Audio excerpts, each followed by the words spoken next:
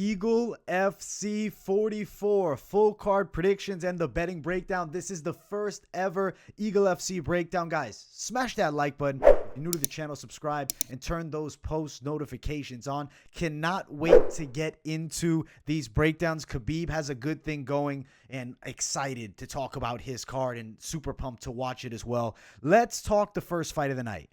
It features Shawn versus Firdavs Khasanov.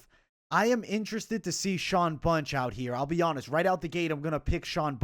Things to like about Shawn: does train over at American Kickboxing Academy, has a good wrestling background. I know he's 38 years of age, and at bantamweight, that's somewhat concerning. 10-5 record, but didn't have a bad run in Bellator, included a win over Joe Warren, had some decent fights. He took on Keith Lee, I believe, Leandro Higo. Solid names on the resume. Recent bout was a win over Rani Sadeh. On the side of Shawn, he comes from a really good wrestling background, but he has developed a dangerous stand-up game. His kickboxing is good. He has a great 1-2. He's very fast, pure athlete. And honestly, I think that'll be on display against Khasanov here. Looking at Khasanov's game, from what I've seen, is a guy that likes to strike. Also brings a decent wrestling base in there. Gonna put some nice forward pressure, has his hands close to his face in a technical kickboxing style. Where he lacks here is especially the speed department. I see a significant difference. Physical strength, I think it favors Bunch. I'll be honest, I think Shawn is gonna go out there, and I feel like he hands Khasanov his 4th straight defeat. It's a very intriguing fight. The odds are fairly competitive, with Sitik sitting at around the Bunch sitting at a -125 favorite, Khasanov -105. I'm jumping too fast. I'm looking at the next fight's odds. I like Bunch to win. I do think he gets it done. I'm really leaning towards him winning a hard-fought decision. I think Khasanov will bring it. Close fight, and the odds are close for a reason. Definitely, cautious one to bet. Bunch is 38, but I do like his tools to get it done, and I will be picking him in this first matchup. The next fight of the night, it is Sitik Muduev versus Ayadi Majdeddine. I am excited to see Muduev. Not a lot of stats out for him here, but this is a guy that fought in CFFC, has had success there, does have a recent loss to Zheng 16-5 fighter. I feel like when you look at Muduev's grappling, it's a problem. This guy is a championship-level grappler. You look at the background, you have a Dagestani and Moscow grappling champion. Fought in the IBJJF, is a Brazilian Jiu-Jitsu champion, I believe at the brown belt level. Looking at his opponent, it's a guy in Ayadi who at one point was signed to Combate, took a long time off. He fought in 2000 and I believe, 4 years ago, so that's probably about 2018 against Harvey Park. He lost that fight and then he comes back, unfortunate, no contest 4 months ago. Activity to me is going to be a factor here. I think that Sitik should probably put it on Ayadi. One thing to note about Ayadi that I do like, he's an aggressive southpaw who comes from a grappling base as well. But I don't think he's at that same level of the dangerous Dagestani Sitik Muduev. I got to say, I like his look as well. I think Sitik is going to be a monster out there. I'm really intrigued to see how he looks live fighting in Eagle FC. Big opportunity for him here. I think the grappling will be on display. And I'll be honest, I think there's a kickboxing advantage for Sitik as well. I think that his speed is better. I think that his range management is better. I like Sitik Muduev for the win. And I do think there is a chance that he could get the finish, maybe a TKO in this matchup in the 2nd or 3rd round. Now, looking at the lines, Sitik is a huge favorite, -300, Ayadi +240, for good reason. When you take long layoffs, when you don't fight, that next level competition for a while, that's going to be a factor. I think that we'll see Sitik Muduev get his victory here in Eagle FC.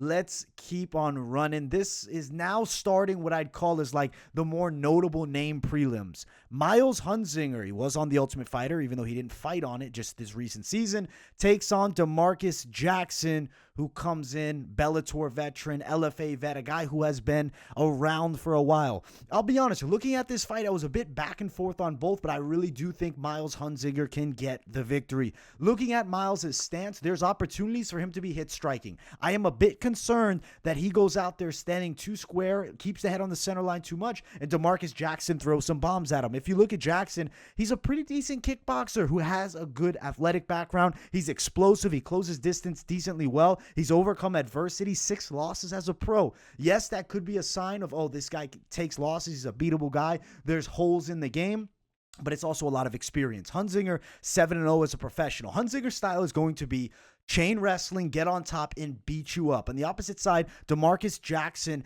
also known for the decent wrestling skill set, has some submissions in the arsenal, but can bring it on the stand-up. I will say this. I think Hunsinger does find a way to win. He's 6 feet tall. The range advantage, I think striking will keep him a bit safer. I could see him getting clipped, though, by Demarques Jackson. I'll pick Hunsinger to win a decision, but let's look towards the betting odds. Right now, Hunsinger about a -160 favorite. Demarques Jackson +163. I'll be honest, when the props drop, I'm liking a Demarques Jackson wins by KO prop. And I also want to see Demarques on the scales. I want to see maybe if there's something that sways me. Hunsinger coming down to 165. Demarques Jackson, recently fighting at 170. I'm intrigued. I'm very excited too for Eagle FC's 165-pound weight class. I think you're going to have a lot of fun fights in that division. So we'll go Hunsinger, but definitely some value on the underdog, Demarques Jackson here.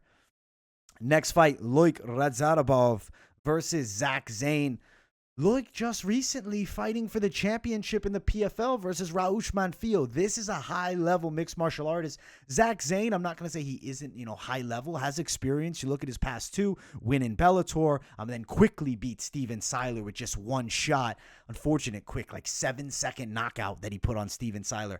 I feel like Loik has some real advantages. I'm picking him to win out the gate, I'll tell you this. But Zane is a scrappy striker. He fights out of the southpaw stance, has fought in BKFC, is explosive with his punches, does have some dangerous hooks, and a very heavy left overhand. If he touches the chin of Loik, he can put him down. Loik is pretty pressure-heavy style of fighter. Dirty boxing is good inside. He puts a high pace on his opponents. The guy's gritty. He's shown durability in the past, has heart, and will dig deep. Tried his best to win that PFL tournament. Unfortunately, loses in the finals. For me, Loik Radzhabov is going to go out there and put on a very good performance. I think he goes out and gets this done by submission in the 2nd round, working over Zane in the 165-pound division. That's going to be so interesting to see this 165-pound weight class. Looking at the odds, Loik is a huge favorite. -425, Zane +325. There's really no value on the favorite. I got Loik getting it done, though. The huge favorite, -425, is just unplayable. Zane, of course, is a puncher's chance. Maybe if the prop bet for knockout is good enough, you'll want to throw down on it. But I like Loik definitely getting it done. Let's keep running up the card. The next matchup is some heavyweights. Yorgan De Castro versus Shawn Asher. I think this is a mismatch. I think De Castro is going to slice up Shawn Asher's legs. He said that in an interview that I saw. He's going to be looking for the calf kicks, but he'll find the chin. The chin will be available. De Castro has some serious knockout power. Big win over Justin Tafa. Granted, it was followed by 3 straight losses. Jarvis Danhout put him flat unconscious in his most recent UFC fight. Since then, did bounce back, getting a win against Danielle Williams. On the opposite side, Asher was destroyed by Steve Mowry in a round, and prior to that, he'd taken 2 years off. Asher did his best work, at the 205-pound weight class, now fighting at heavyweight.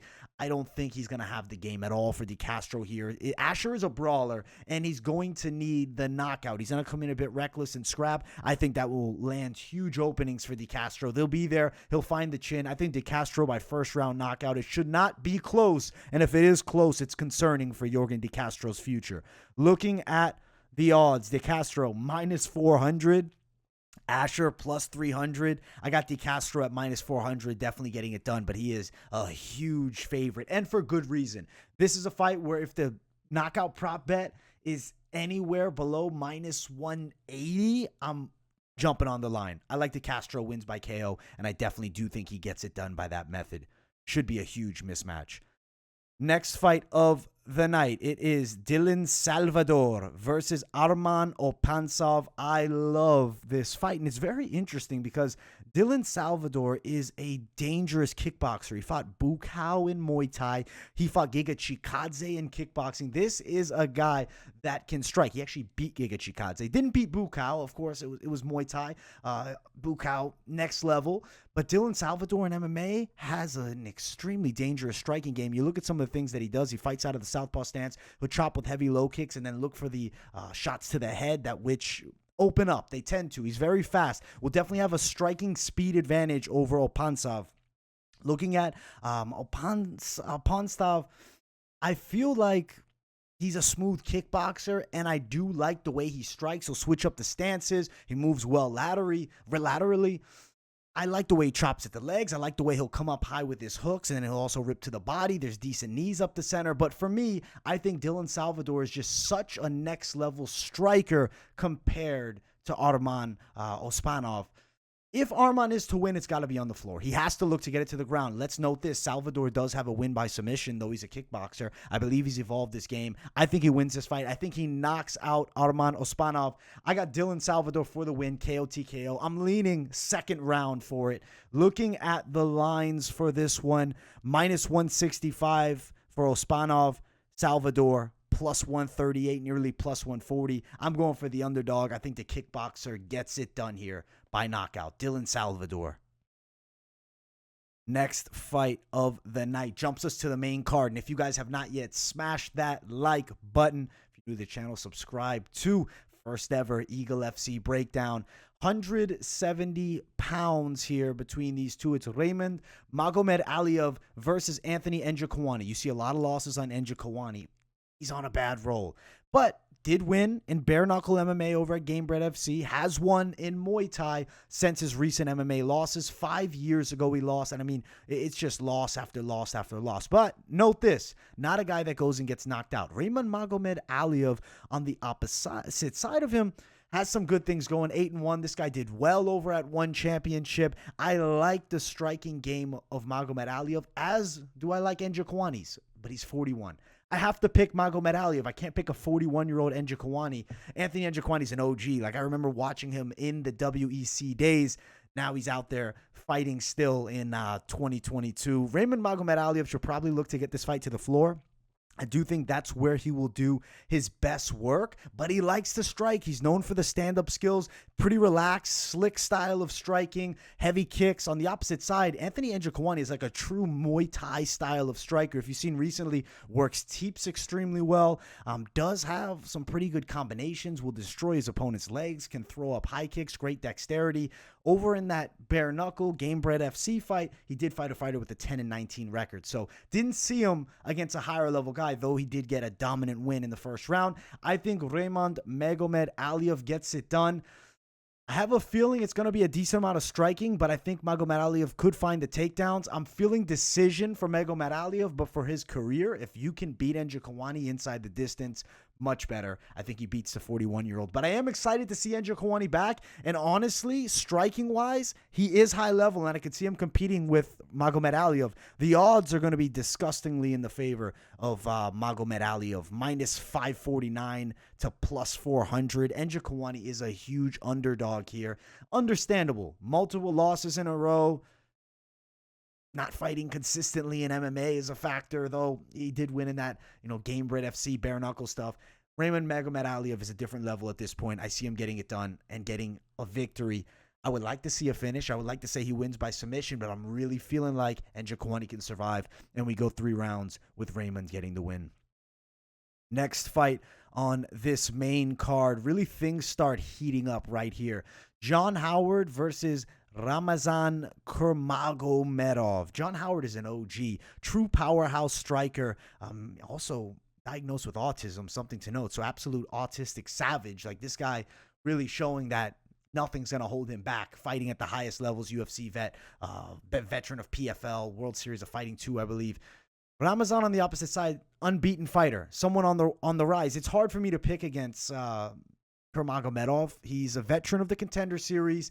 He fights out of the southpaw stance and has a pretty smooth kickboxing game. I like the way he peppers his punches and controls range. I also like the way that he's more patient, beyond his years. I feel like what we'll see is range management. Howard's going to look to close distance and land power. If you look at Howard's game, he's known for the knockouts. Has some big wins by KO, something I just have to bring this up. I believe he knocked out the PFL champion in a non-championship bout. This was a few seasons back. Where is it? Let me find this real quick because I do think it's worth noting. Ray Cooper III, he knocked him out in the first round. And Ray Cooper III is an absolute savage. So if Howard lands on the chin, he could knock Kuramagomedov out. Kuramagomedov's been down before. Jordan Williams dropped him. That was in Dana White's Contender Series. I still think he should win here, but if I'm playing this one, betting side, I'm going towards the underdog, potentially by KO. Looking at the lines, minus 350, plus 315. In no world should John Howard be this big of a dog in this matchup. I don't think yet, at least for Kuramagomedov. I have him winning. I do think he gets it done, but I think John Howard needs a little more respect on the lines. I'm interested to see the prop bets. When all the props drop, things are going to get very interesting for this card. I have Ramazan Kuramagomedov beating John Howard by a decision, but definitely power on the side of Howard if he lands on the chin. Could do it. I mean, the guy can do it all, and he does not quit. He's a hard guy to beat. He's going to keep coming, and Ramazan needs to be prepared for that. I expect him to decision win for him. The next fight, it is the featured bout of the night. Ray Borg versus Cody Gibson. I love this fight. Ray Borg is still only 28. Cody Gibson, 34, but is on an absolute roll outside of the UFC. Just beat John Dodson. I think Cody Gibson wins here, too. I love the stand-up game. I think he's going to get a call to the UFC, potentially. I don't know how good his Eagle FC contract is, but I like Cody Gibson. I expect him to win this matchup. You look at Gibson, you have a really skilled kickboxer, but known for the wrestling as well. He's rangy, 5'10" to 5'4". This is not a good matchup for Ray Borg. I think he gets outstruck. I love the teep kicks that Cody Gibson will use. Fights really well from range, also is pretty fast. Heavy body kicks, mixes it up with his punches ahead, will come in with hook flurries and then time the takedown. I see him taking Ray Borg down, beating him up. I guess comparable matchup would maybe be Justin Scoggins, Ray Borg, but I think Gibson can beat him potentially even worse than that. On the side of Ray Borg, though, he's a beast of a wrestler. He's a really explosive guy, does have knockout power, likes to throw heavy hooks, will sit in the pocket and exchange, known for durability. I think that he does go the full three here, but I really feel as though Gibson should run him over. I don't see this as a very competitive fight. Looking at the odds, Cody Gibson is an underdog, plus 135. Ray Borg, minus 165. That surprises me. I think they're sleeping on Cody Gibson a bit. I see Cody getting it done. Valuable underdog. I'm riding Cody Gibson for the win. Let's keep on running the co-main event. This is really interesting. It's Rashad Evans, Gabriel Checco. The footage of Rashad you're going to find is years old. He has not fought in how long now? 3.5 years, and that was not even a shell of Rashad's former self. He looked bad against Anthony Smith. Prior to that, he took 2 losses.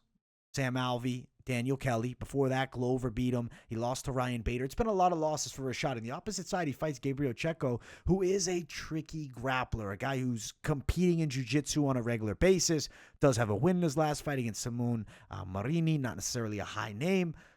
Jordan Wright knocked him out badly, but Jordan Wright does have a bit of pop. The Beverly Hills Ninja deserves a little respect. I'll be honest, if Rashad Evans is dialed in to where he could be, what he's capable of, he should run over Checco. My concern is he won't be, but I'm going to predict that he is. I feel like Rashad has evolved his mind, has evolved his diet, has evolved his entire game. I'm telling you, I think Rashad Evans comes back. I don't think he looks like prime Rashad, but he's going to be good enough to beat Gabriel Checco here. I think he can knock Checco out in the second round. I'm going Rashad Evans. I have to. I feel like he's going to pull it off. He's getting slept on by everybody. I mean, understandably so. Several losses in a row is never a good look. Rashad is a plus 200 dog. Checco a minus 245 favorite. But remember this. Checco known for the grappling. He's going to want to get the fight to the floor. Rashad Evans is a beast of a wrestler. He's not an easy guy to take down. Is Checco going to go out there and out-wrestle Rashad Evans, put him on his back and beat him up? I don't think he does. I think Rashad gets it done, gets the win. I think he can surprise us and get a knockout. And we get a little bit of that prime Rashad out there, a little like flashback to it with a huge win. Rashad Evans, I'm going for him. Underdog, plus 200. I feel it in my heart, but I'm just seeing it in my mind as well. Maybe I'm crazy for it. We'll find out on fight night. Either way, Rashad Evans for the win. Underdog, plus 200 too. Loving it. Now, we have arrived at the main event. Make sure to smash that like button if you guys have not already. Subscribe if you're new. It's Tyrone Spong versus Sergey Kharitonov. I am so interested in this odd matchup. Like, this is Pride FC matchmaking. Elite kickboxer, like one of the best ever. 107-7 record for Tyrone Spong. On the opposite side, Sergey Kharitonov fought well in kickboxing. Compiled, I believe, a 7-4 record. He was 2-0 as a pro boxer. Spong was 14-0 as a pro boxer. Up until 2019, he was fighting in boxing. Was actually scheduled to fight Alexander Usyk, who's now the heavyweight champion of the world. Unfortunately, failed the drug test, I believe, which pulled him out of that fight. But he's fighting in MMA, something he hasn't done since, I believe, 2013, was that? 8 years ago. That's such a long time. And that was against Angel Diana. And then prior to that, he beat Travis Barley. He had 2 MMA fights. Kharitonov's always fighting in MMA, but he is an MMA striker. Even though he has a decent submission game, I don't think he's bad on the floor. Not known for using the offensive wrestling. Has been out-wrestled. Linton Vassell beat him up on the ground. And Vassell, more so known for his striking game. I feel like Kharitonov's going to want to stand and strike here. He's going to want to put his stand-up game to the test. Prior win for Kharitonov, he knocked out Fabio Maldonado, early stoppage. Before that, did take an unfortunate loss, but you look at the name, Checco. That's high-level, difficult grappling skill set. Not an easy guy to beat. He's fighting a better striker than himself, at least on paper. How's it going to look when they fight? Well, something that you see from Kharitonov is he fights well on the inside. He pressures forward with a plodding-ish style. Likes to work behind a nice jab, but does have a super heavy cross that follows. He will dig to the body with hooks. He'll stand in front of you and make you fight. He'll put the guard up high. On the opposite side, Tyrone Spong is a special stand-up fighter, but we haven't seen it in MMA in very long. His boxing is phenomenal. I mean, he's unbeaten, 14-0, and he's beaten some decent guys. He's got really fast hands. He's got a great pace that he puts on his opponents. Excellent jab, big cross, powerful hooks on the inside. Something to notice, his reflexes are off the charts, and he's a very good athlete. His final kickboxing fight, he snapped his leg, which is why he stopped doing kickboxing. So now jumping back into MMA, I could expect a little hesitancy with the kicks from Spong. Luckily, Kharitonov will probably take him on in a boxing match with MMA gloves. If Kharitonov goes out there and uses the submission skills, works towards takedowns, I could see him also using a potential weight edge. I guess we'll see what they weigh. We'll look at the fight after the weigh-ins. But as of right now, looking at this matchup, Spong coming back after so much time, it concerns me, but I feel like he does it. He wins it. Knockout. I think he sleeps Kharitonov in the first round. He finds the chin. I believe it's going to be a check hook. I think Kharitonov will overly press, be a bit over-aggressive, and Spong will make him pay bad. Flatline him. Also to note, Kharitonov's 41. He has been knocked out before. Javier Ayala did it in 16 seconds. Tyrone Spong for the win. I think he wins this main event. Eagle FC is a very interesting card. The odds for this one, Spong is a favorite, -188. Kharitonov +158. I don't know how Spong's the favorite. Are we doing kickboxing or MMA? I don't know, but he is. 2-0 is a favorite over 33-9. He should be a dog, and we should be getting plus money on that. Unfortunately, it's not happening. My best advice, if you're betting this card, be cautious, man. This isn't the UFC. This isn't Bellator. This is Eagle. We don't know a ton about it. We're going to see it. This is their first show in America. I cannot wait to watch it all unfold. Guys, make sure to smash that like button. If you're new to the channel, subscribe and turn those post notifications on. Let me know what you think of the picks in the comments. I'm not going to be surprised if some of you have some very different ones, because I did jump at some big underdogs. If you don't have anything to say in the comments, but you did enjoy the video, just leave a W in the chat. Much love, guys, and I will see you all in the next video. Peace.